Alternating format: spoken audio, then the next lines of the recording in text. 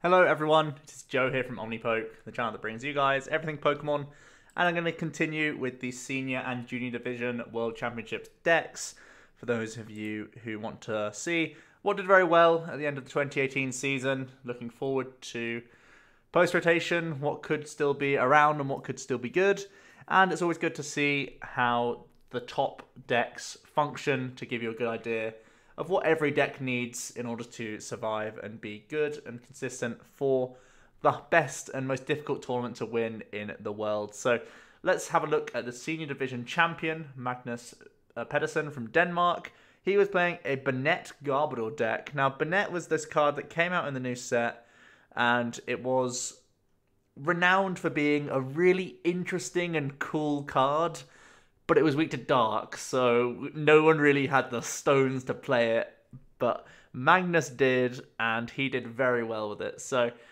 we'll start off with the Gargoyle shell. It's playing a 4-2-2 line, very thick line of Gargoyle, so making the statement that Gargoyle can shut people out and just simply win games, and the fact that Trash Launch is absolutely absurd against Rayquaza and against Buzzwole variants gives you a very good benchmark for how good these cards have been all season.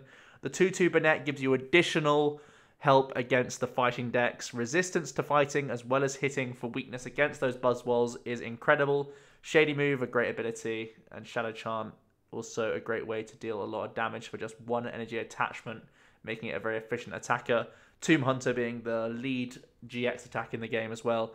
Very good in combination with N and Toxin. You can even end yourself very low, go for a Tomb Hunt GX turn to wrap it up in the following turn, and your opponent is unlikely to get you out of game because you put them into a low hand size as well. So something very worth noting. It's a similar GX attack to what we've seen with Decidueye previously. So from there, a couple of Lele's, one copy of Stardust Jirachi, trying to prey on the amount of decks that are very special energy focused. Most notably the Buzzguard Shrine deck that popped up, Stardust being really annoying for that, and also of course Zoroark variants. If you can stick Toxin and Stardust against them, they're going to be very upset, so that's awesome. Dramper as well can do the same thing, getting rid of those energy cards. It also has Berserk, which we do play 3 DCs in the deck, so that can also be a nice one-hit KO machine. The only thing that is not weak to... Well, sorry, it's one of the things that's not weak to dark, so that's going to be something you use to combat Zoroark. Another card is going to be the Buzzwole, the Baby Buzz. That one energy attachment on the right turn just completely swing into game, especially against Zoroark players. If they see all this psychic stuff, they're not going to be expecting a Buzzwole to burst out and sledgehammer them for a knockout. Because he's playing 4th Floatstone, it's going to be quite easy for him to get that into the active on the right turn and really do a huge chunk of damage and most likely knock out some Zoroarks. From there, we're going to see one Wobbuffet with Bide Barricade as well. So if your Gargoyle's not sticking, Wobbuffet can also be in the active and preventing the opponent from doing stuff. So this can be a nice early game wall against Zoroark, which is again a huge headache for most decks. It can help you just build your board. Also going to be so annoying for Rayquaza players.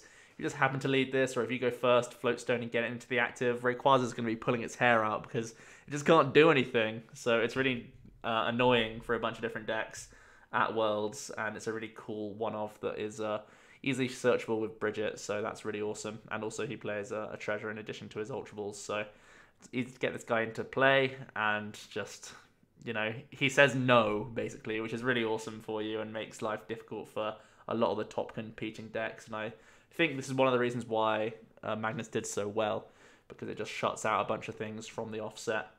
11 energy cards, 4 of them being Psychic, 4 Rainbow, so that he can use his Dramper and his Buzzwole.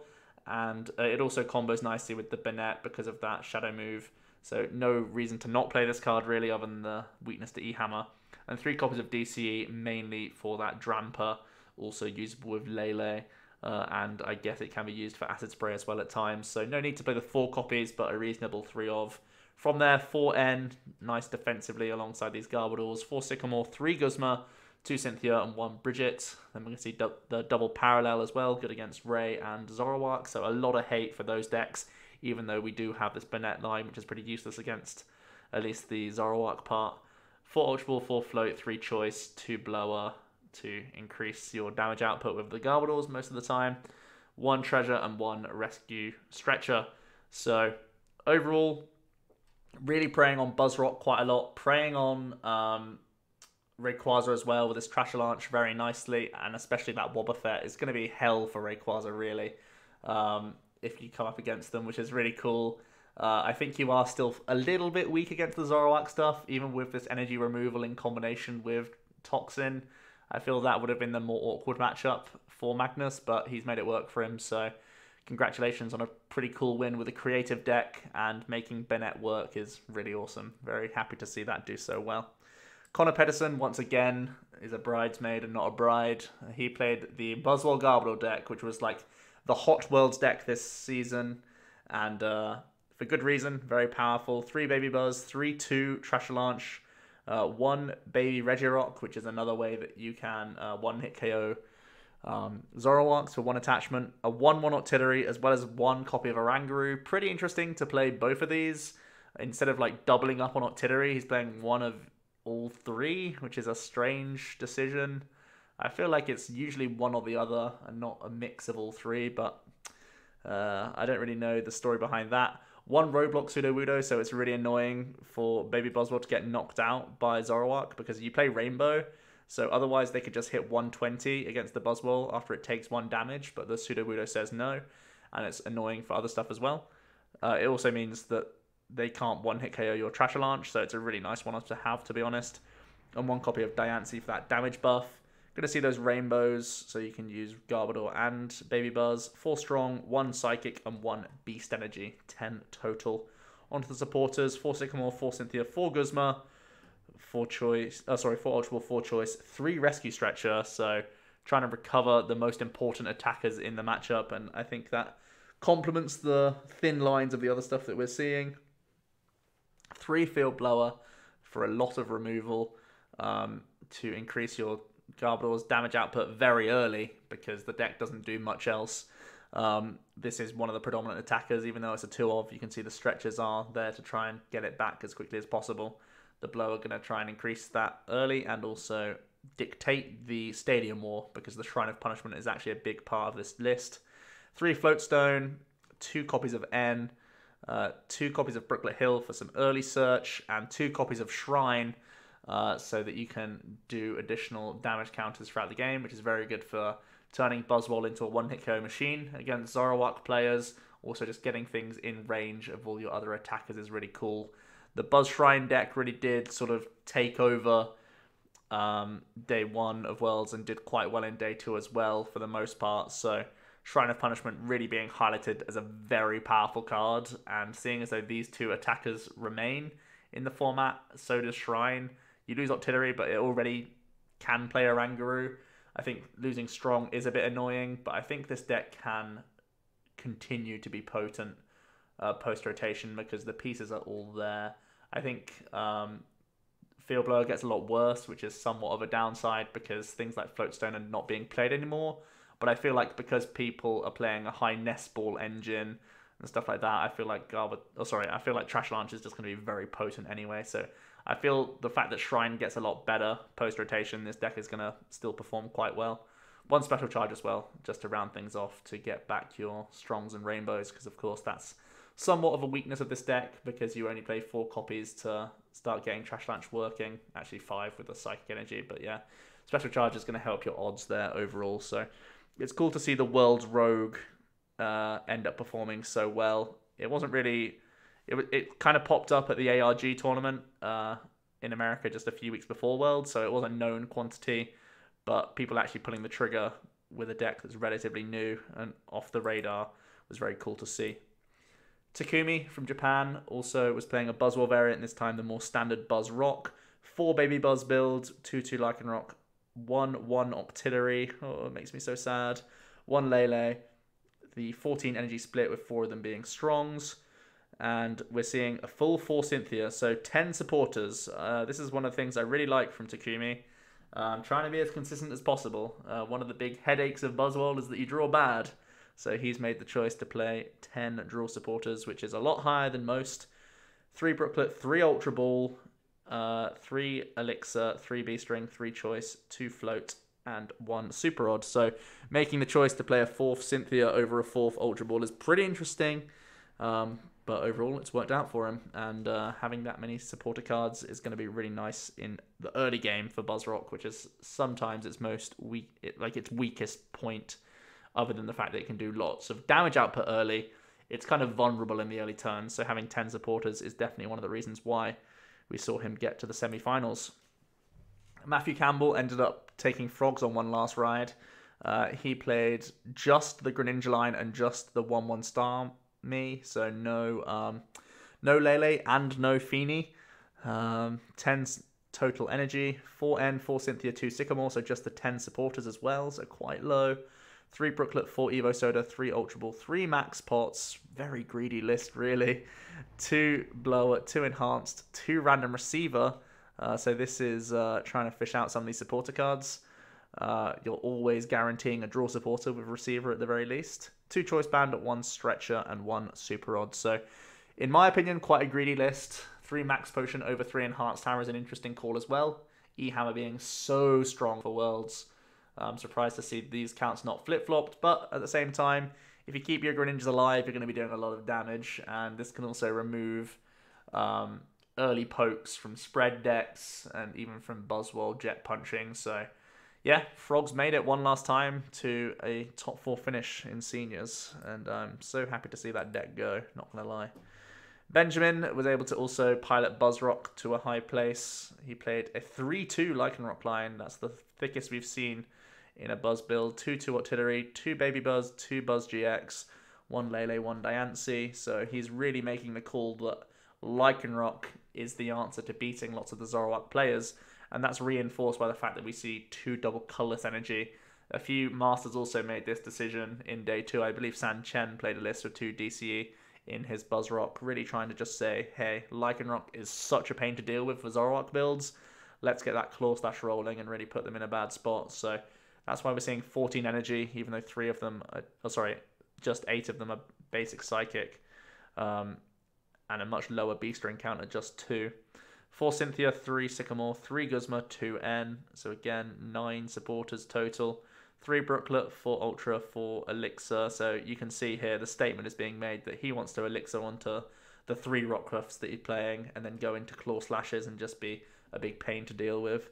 3 Float, 2 B-String, 2 Choice, and 1 Super Rod. So the B-String more of an afterthought here. You can just Elixir to your dudes in the initial stages.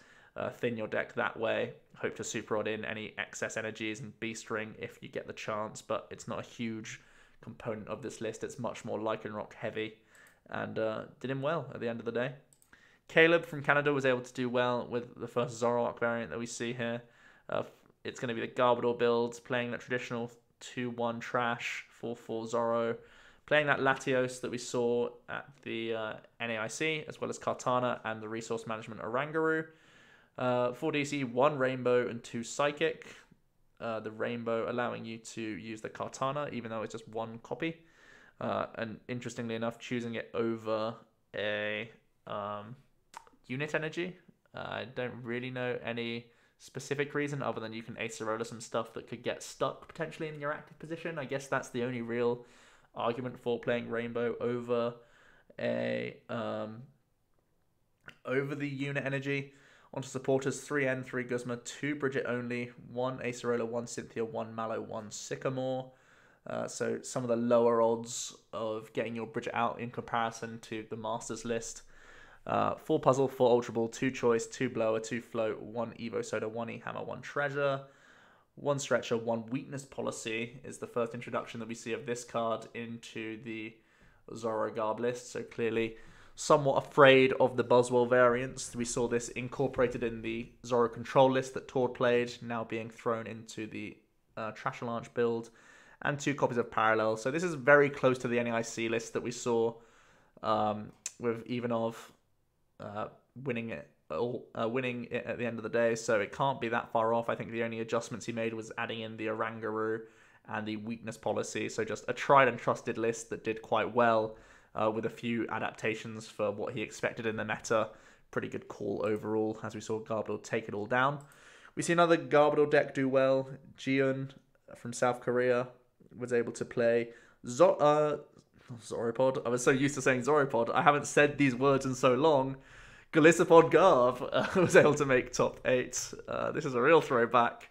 The 3-2 pod line, the thick Garbodor as well, making that statement, as we saw with the other lists so far, that 2-2 Garb is just so potent. We saw the Bennett list doing the same thing. 3 Lele, 1 Baby Buzz, and 1 Coco. So that Baby Buzz Rainbow, again, putting in such a shift against the Zoroark decks. Really cool tech card that I really think would surprise people once again. And when you play 4 Floatstone, you just pull it off quite often. So that's really nice. Only 9 energy cards is kind of the cheekiest thing I see here. Because you can draw quite badly with Galissapod Garb, that's been sort of a factor of why it's not been too popular as of late. And only playing 5 viable energy for your Galissapod feels really scary. Even though you are playing a special charge, I think it's a bit of a risk that they took there. 4 Sycamore, 4 Guzma, 3 N, 2 Acerola, 2 Cynthia, 1 Bridget, 4 Float, 3 Choice. Only 3 Ultra Ball, really interesting decision. I guess he is playing 2 Treasure to balance that out, so he can still have high access to that Lele and most of the Garbodor line, so you can see how important that card is, or these cards are, for his deck, so much so that he's going to trim an Ultra Ball for more treasures. 2 Rescue Stretcher as well, to recover the most important pieces of Garbodor most of the time, but also if things like Baby Buzzwole or Coco are going to be important for you in the matchup, these are recyclable as well. And as I said, 1 special charge to recycle these energy cards. DC going to be important for your Leles that you probably will attack with a decent amount in this deck, and of course for your armor pressing and crossing cuts. So yeah, pretty cool to see Galissapod Garb have another shot in the limelight, and a very interesting list at that.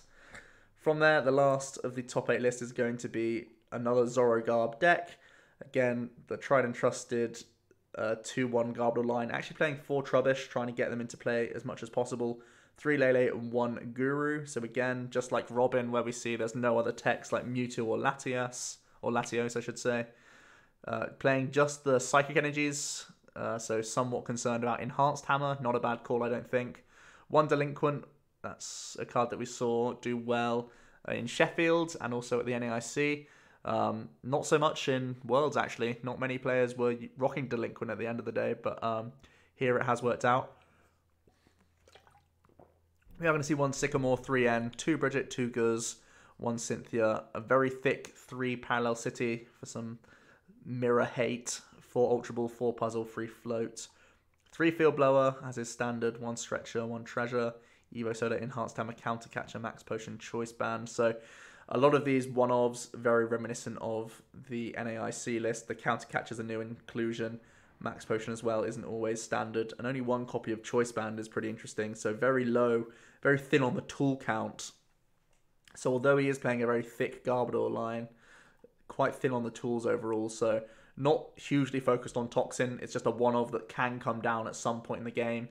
Whereas some other players try and focus on it heavily turn 2, just get that down and stop people playing. This is much more of a, I'll use it if I'm falling behind. If not, I'll just be a powerful Zoroark deck that can trade through the trade throughout the game and then trash launch people in the late game. So that's an interesting take on Zoro Garb. So that's going to round it out for seniors. Let's have a quick scout of the juniors as well, as we see Buzzrock was able to take it all down with Neohito, I want to say. I'm very bad with pronunciation. I apologize to the young man. But he is playing Buzzrock. He's playing 3 Baby, the 2-2 Rock, the 2-2 Octillery, the Diancie, and one of the new Regirocks. 14 Energy, as we've seen, becoming very standard. 4 Sycamore, 3 Cynthia, 3 Guzma, and 2 N. Pretty interesting that we only see 3 of these. A lot of people make the statement to play 4 for that early aggression, but I guess Lycanroc can balance that out.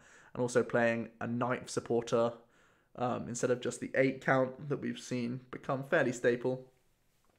3 Brooklet, 3 Ultra, only 2 Max Elixir, 2 Fighting Fury Belt is very interesting. So a pretty wild list, trying to get these big daddy Buzzwoles. Kind of a mirror option, I think, getting these Fury Belts on the board. Pretty annoying in mirror, definitely.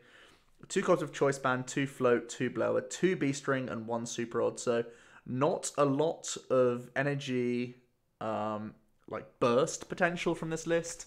It's trying to be a little bit more tanky with these Fighting Fury Belts, which is a really interesting take on the deck.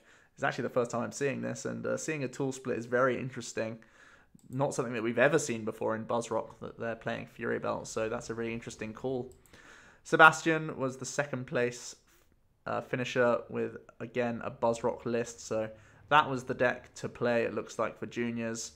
All these basic counts, the 4 Guzma we see here, 3N1 Cynthia is also a strange split that we see of the supporters trying to have a defensive approach when you have artillery to back yourself up. If you play a 2-2 line, that's not a mistake, I don't think. 4 copies of Max Elixir, here we go, get those energies into play. 4 Ultra Ball, 3 Float, 2 Choice Band, 2 B-String as well. We've seen that as a big theme in the Buzzrock decks. People are not playing the 3 count that was very staple at the NAIC. People are going more heavy on the Elixir focus. Maybe that's because of the potential of Lycanroc just getting higher and higher and higher.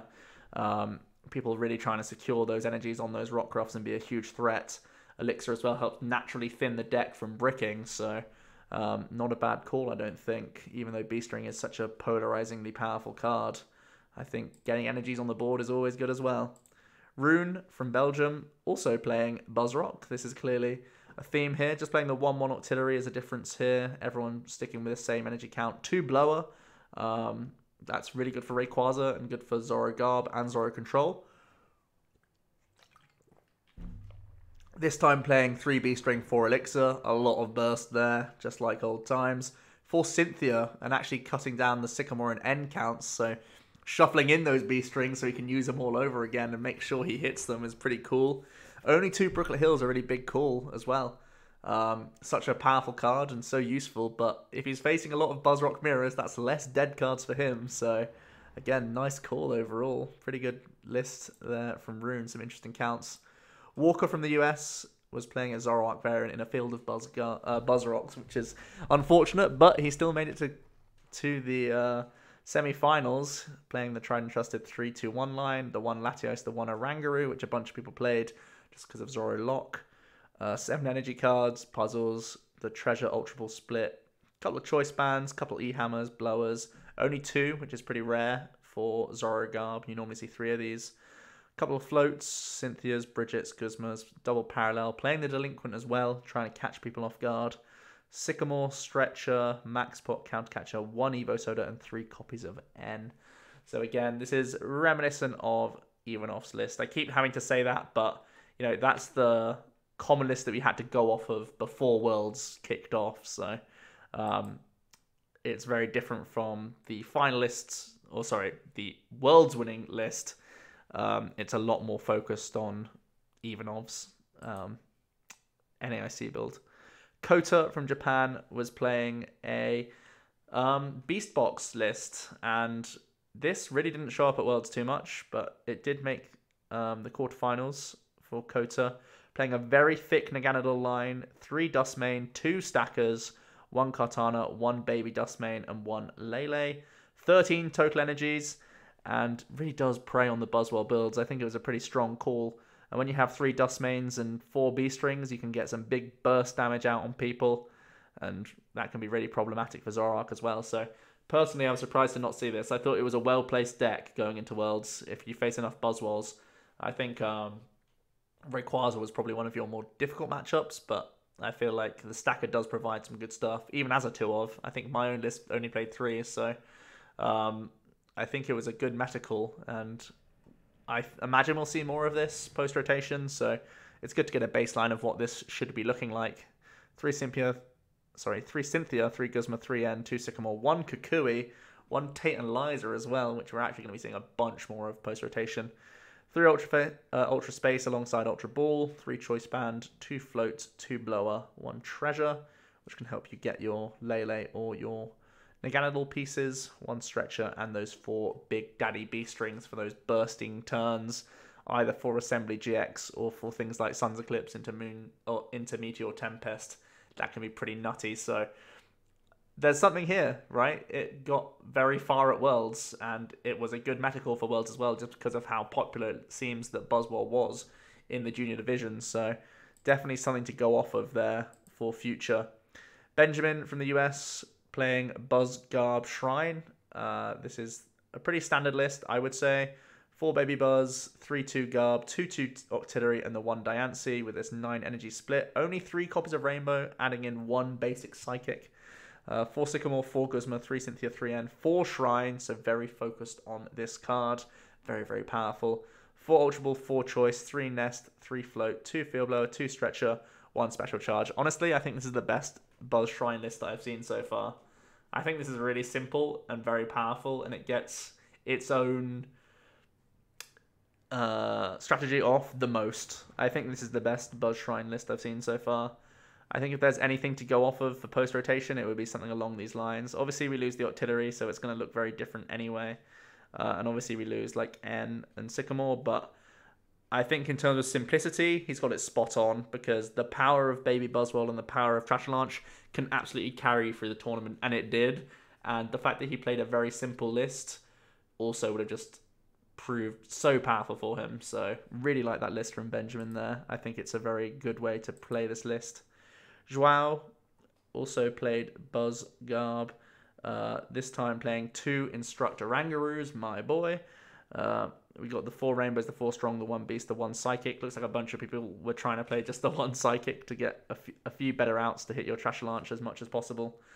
High Cynthia, Guzma, and Sycamore counts with also 3 N, 4 Choice Band, 3 Float, 3 Ultra, 2 Blower alongside a couple Nests, Special Charge, and Shrines again. So yeah, again, this is a real streamlined, simple build. Just seeing the power of Baby Buzz and Garbodor in such high counts in this list is, again, just very simple and effective.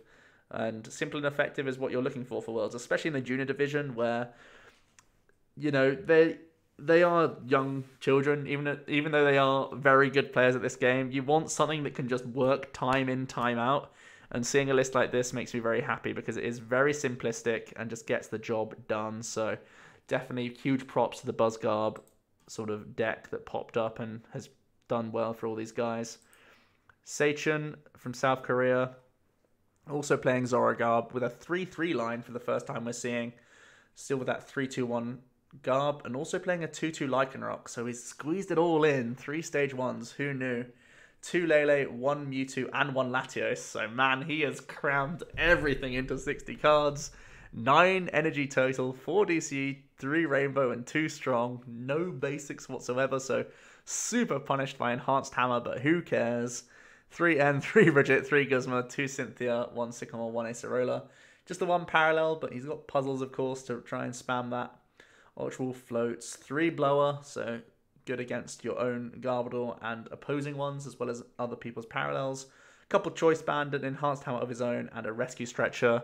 I mean, it's completely wild to play all of this in one deck, and thinning your Zoroark line also feels really funky to me, but hey, you know what? You hit for good typing a lot of the time. Lycanroc's ability is also busted. If you don't get Enhanced Hammers, that can just hard carry you at times against certain decks, so it's worked out for the guy, and I can't doubt him, really. I think the fact that he's crammed so much in is probably a bad decision. Like, playing the Mewtwo and Latios when you're already playing 3 stage 1s feels like it's too much to me. And also playing no basic energy whatsoever feels so risky when there was the potential for Zoro control. But at the same time, juniors probably won't ever touch Zoro control just because it's such a high intensity deck to focus on, and maybe he got away with it just for that sheer fact that control decks are less likely at that level, and you're more likely to face a lot of aggressive decks. So having the Lycanroc to just pow something in the face is going to be a lot better for you and answer opposing Lycanrocs. So I guess that's something to be aware of and something to consider when you do look at this list. So take it with a pinch of salt. So that is going to be the top 8 list for seniors and juniors. Hope you did enjoy my rundown, and I hope you learned something about these lists. You can see sometimes some very creative options, making it all the way, catching people off guard, and finding alternative ways to win is what makes this game so fun and interesting. And yeah, these guys all did very well. Congratulations to all of them. And if any of these guys are aging up, good luck to them in the new division. Let me know what you guys think of the video, and if you enjoy me running down these top 8 lists. And soon we'll be getting into the new meta, so don't you worry, we'll be back with more soon. Cheers.